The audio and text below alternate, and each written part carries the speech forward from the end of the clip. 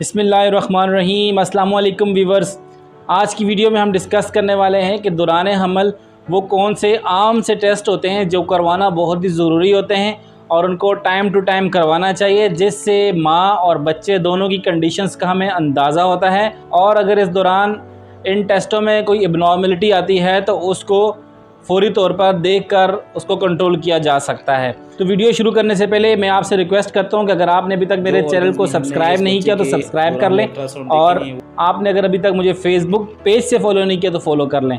Viewers, बहुत ही common test से start करते हैं जिसको हम CBC कहते हैं, कंप्लीट ब्लड काउंट। इस कंप्लीट ब्लड काउंट में हमें माँ के अंदर मौजूद खून के बारे में कुछ इन्फॉर्मेशन मिलती है, जिसमें उसका लाल खून कितना है जिसको हम रेड ब्लड सेल कहते हैं, जिसमें ख़ास कंपोनेंट जिसको हम हीमोग्लोबिन कहते हैं वो मौजूद होता है, जो पूरे जिस्म में ऑक्सीजन लेकर जाता है। ड्यूरिंग प्रेगनेंसी अगर HB कम हो या अगर रेड ब्लड सेल्स की कमी हो तो उसके नतीजे में बच्चे की ग्रोथ डिस्टर्ब हो सकती है और वो बच्चा कमज़ोर भी हो सकता है और वक्त से पहले भी पैदा हो सकता है। ऐसे ही माँ के अंदर मुख्तलिफ़ कॉम्प्लिकेशंस भी पैदा हो सकती हैं।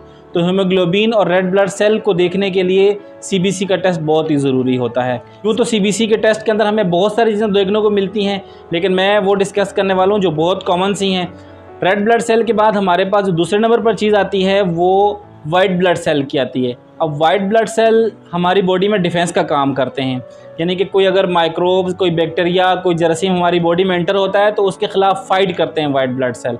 तो वाइट ब्लड सेल को हम देख सकते हैं। अगर वाइट ब्लड सेल हमारे ब्लड के टेस्ट में ज़्यादा हैं तो उसका मतलब ये होता है कि कोई ना कोई इन्फेक्शन मौजूद है जो माँ और बच्चे दोनों के लिए ख़तरा हो सकता है। तीसरे नंबर पर जो ख़ास चीज़ देखने की होती है वो प्लेटलेट्स होती है। आप सब जानते हैं कि इस डेंगू की पेंडेमिक में प्लेटलेट्स लोगों के कम आते हैं अगर किसी को डेंगू हो तो। इसके अलावा भी बहुत सारी कंडीशंस ऐसी होती हैं जिनमें प्लेटलेट्स कम हो सकते हैं।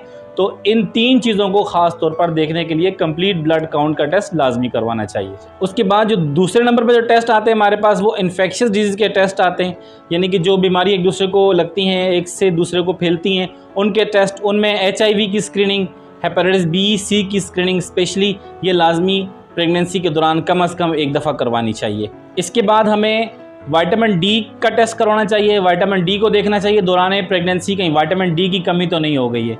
अगर विटामिन D की कमी होती है या कैल्शियम की कमी होती है, कैल्शियम और विटामिन D दोनों को चेक करवाना चाहिए। तो उसके नतीजे में माँ और बच्चे दोनों पर अफेक्ट हो सकता है और दोनों को इसका शदीद नुकसान भी हो सकता है। उसके बाद यूरिन का टेस्ट करवाना चाहिए रूटीन में, महीने में अगर एक बार नहीं तो कम से कम हर ट्राइमेस्टर में एक लाजमी करवाना चाहिए। प्रेगनेंसी के 3 ट्राइमेस्टर होते हैं, हम जानते हैं, उसको हम 3 ट्राइमेस्टर में तकसीम करते हैं।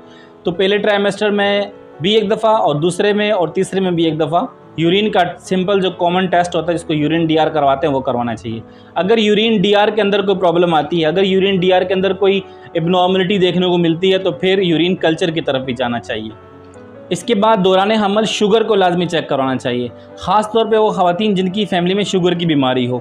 शुगर का टेस्ट बहुत ही ज़रूरी होता है। अगर किसी औरत को दौरान हमल शुगर ज़्यादा हो जाती है उसके ब्लड में तो ये भी बहुत ज़्यादा कॉम्प्लिकेटेड हो सकता है, इसलिए शुगर का टेस्ट भी बहुत ज़रूरी होता है। उसके बाद बारी आती है ब्लड ग्रुप के टेस्ट की। तो ब्लड ग्रुप हर औरत को अपना मालूम होना चाहिए, लेकिन दौरान हमल अगर आपको ब्लड ग्रुप मालूम नहीं है तो आप ब्लड ग्रुप का टेस्ट लाजमी करवाएँ, और अगर आपको शक है तो भी आप अच्छी जगह से ब्लड ग्रुप का टेस्ट लाजमी करवाएं।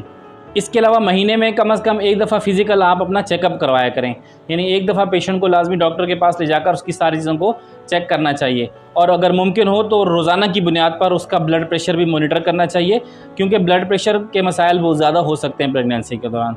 लास्ट बट नॉट लीस्ट जो मैं अब आपको बताने वाला हूँ, ये तमाम टेस्टों का इस वक्त सरदार समझ लें आप। अल्ट्रासाउंड दौरान प्रेगनेंसी कम से कम 3 अल्ट्रासाउंड ज़रूर करवाने चाहिए। अल्ट्रासाउंड में बच्चे की स्ट्रक्चरल डिफेक्ट को हम देख सकते हैं और बहुत सारी चीज़ें हमें अल्ट्रासाउंड की मदद से मालूम हो सकती हैं। तो इसलिए ख़ास तौर पर आपको पहले ट्राइमेस्टर में एक, दूसरे में एक और तीसरे में एक अल्ट्रासाउंड लाजमी करवा लेना चाहिए। व्यूअर्स, अगर आप जानना चाहते हो कि दौरान हमल जो हम ये टेस्ट सारे करवाते हैं इनकी नॉर्मल रेंजेस क्या होती हैं, नॉर्मल वैल्यूज़ क्या होती हैं, मिसाल के तौर पर मैंने आपको CBC के बारे में बताया, तो CBC में मैंने 3 चीज़ों का जिक्र किया। तो 3 चीज़ों में रेड ब्लड सेल के साथ एक्स्ट्रा एक चीज़ मैंने आपको बताई, हीमोग्लोबिन। तो जैसे HB है यानी हीमोग्लोबिन और रेड ब्लड सेल्स हैं, वाइट ब्लड सेल्स हैं, इनकी नॉर्मल वैल्यूज़ क्या होती हैं प्रेगनेंसी के किन वीक्स में इनकी नॉर्मल वैल्यूज़ क्या होती हैं। अगर आप जानना चाहते हैं तो मुझे कमेंट करके बताएं। वीडियो पसंद आई हो तो लाइक कर दीजिएगा। Thanks for watching. अल्लाह हाफिज़।